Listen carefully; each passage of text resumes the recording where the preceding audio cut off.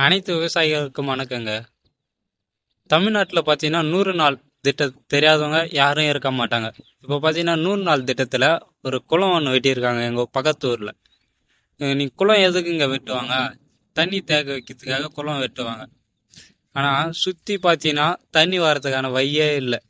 கொஞ்சோண்டு பார்த்தீங்கன்னா அந்த மூலையில் கொஞ்சம் மேடாக விட்டு இருக்காங்க தண்ணி வரா மாதிரி. ஆனால் ஒரு குளம் வெட்டுறோம்னா இப்போ பக்கத்தில் பார்த்தீங்கன்னா மலை இருக்குது.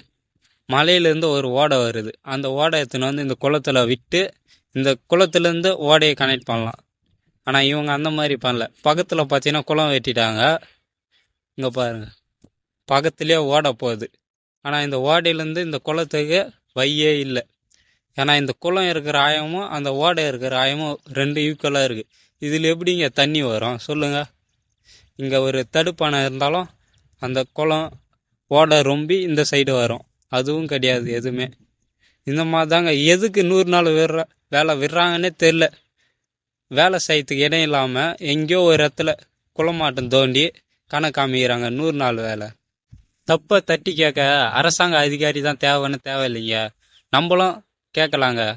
ஏன்னா நம்ம தான் அரசாங்கத்தையே ஓட்டு போட்டு தேர்ந்தெடுக்கிற உரிமை நமக்கு இருக்குங்க.